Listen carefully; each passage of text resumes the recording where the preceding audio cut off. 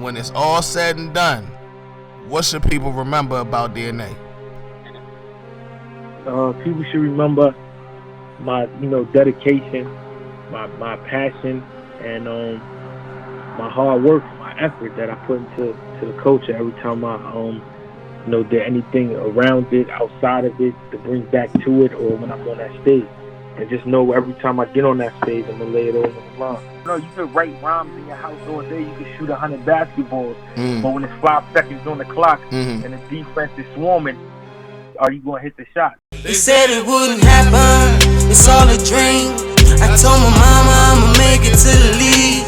I'ma be a legend before I go. I'ma be a legend before I go. They said it wouldn't happen. It's all a dream. I told my mama I'ma make it to the league. I'ma be a legend before I go. I'ma be a legend before I go. Not only is he considered to be the youngest legend of the battle rap culture, DNA! Not only does he have well over 100 documented battles to date, Damn! Not only does he have several very entertaining characters, welcome to episode 1 of Champagne with the Champ. Not only is he one of the best freestylers ever, I ain't never seen this better than Groove, cause these shots are hit him hot like it's Mexican food. DNA is a legend. And now it's a rapper, cause in this battle I'ma just prove I'm a better rapper than you. Eric St. John Jr., aka DNA, was born in Flushing, Queens on April 17th, 1991, to Sharon Nelson and Eric St. John Sr. As a child, things were rough for young Eric, as both his mother and father were on drugs, and although he didn't fully understand it, he felt the effects.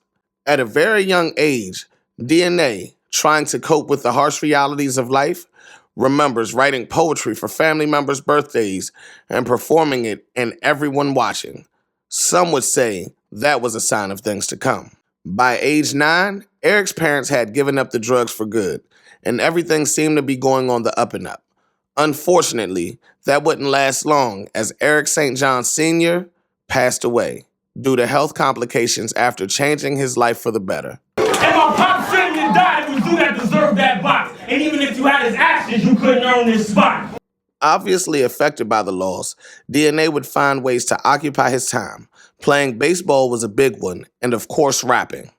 Inspired by the Queens collective G-Unit, specifically the Punchline King Lloyd Banks, Banks is fresh off the gutter, too smooth to stutter. The singer know the brother like 2 scoops of butter.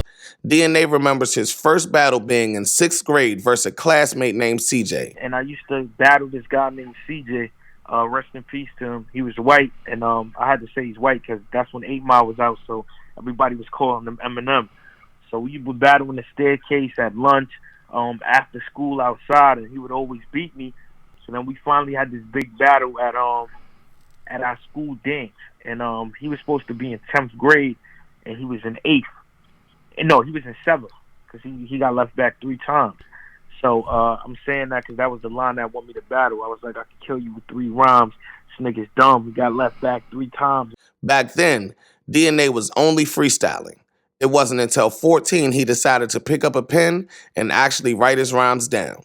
It was around this time he received his rap name from a friend named Darnell, who had been observing the teenage MC and decided that he was the nastiest amateur. And although the acronym has since been changed to Deadly in Action, that was when DNA was born. How dare you doubt me? Now I'm getting heavy cream. I used to call myself Explicit, and then my friend Darnell was like, yo, you should call yourself the DNA. And I'm like, why should I call myself DNA? He's like, because you the nastiest amateur. Like, you the best person around here. When DNA was still in high school, his mother went to the hospital for knee surgery, and due to surgical error, the knee was infected, limiting the matriarch's capabilities to provide.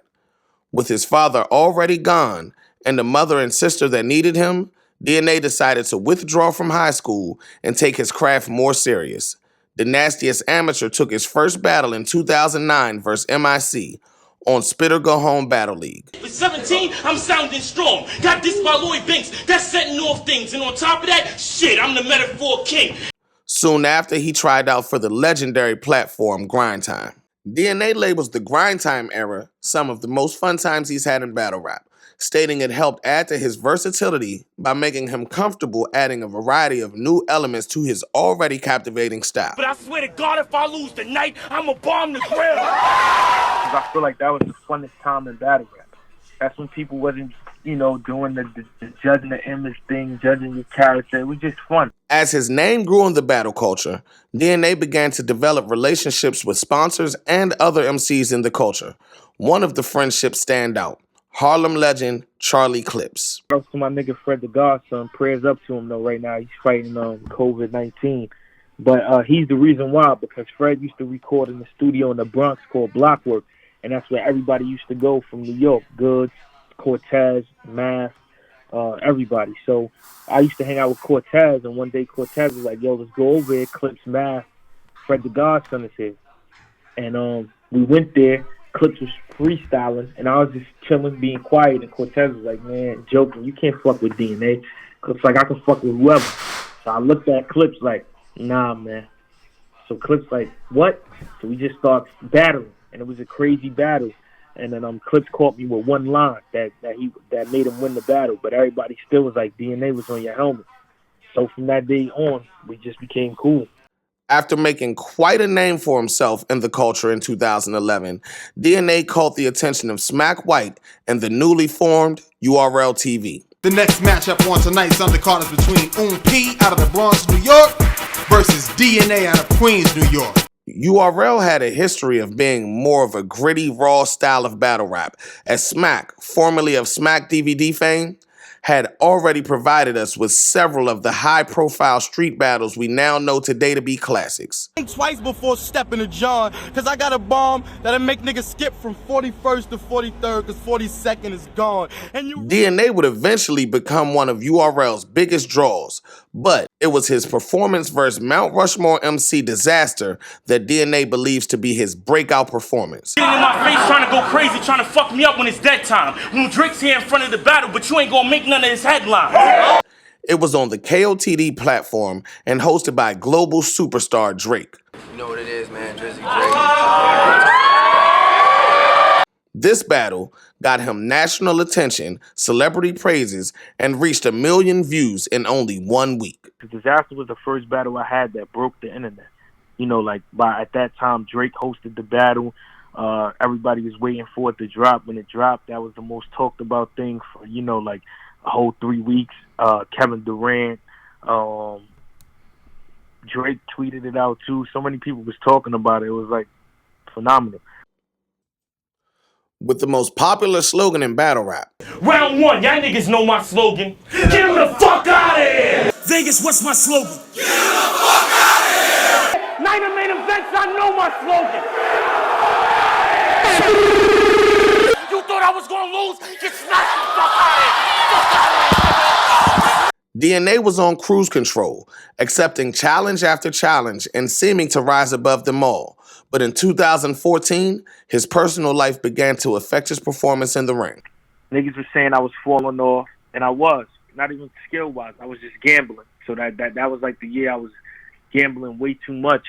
DNA calls this his worst year since being involved in the battle culture, stating he was making rushed decisions and losing focus, even noticing the crowds were turning on him, especially in a specific battle versus Baltimore's own Tay-Rock. If I was Smack, I would have stepped back like, you ain't getting paid your other half, son. Now get your ass the fuck out of here. After lots of self-reflection and correction, by 2015, DNA was officially back and better than ever. DNA switched his flow, performed at the BET Awards, and even started the new crew, NWX, a feat DNA refers to as his proudest moment. It was Conceited I did. Conceited came up with the name, but it was me and Conceited I did, because we was big wrestling fans, so we used to always watch the NWO and D-Generation X, and was like, yo, we could get battle rap to this level, like not doing what they're doing, but if we could just get that energy of like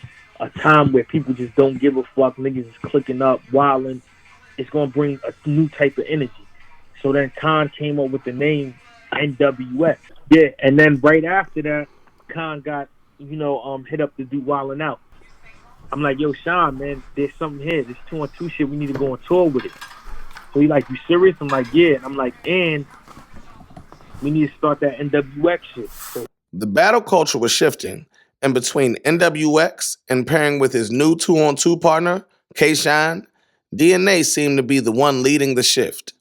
Also giving back to the culture by continuously taking up-and-comers, earning the name PG Killer, due to seemingly being undefeated against underclassmen.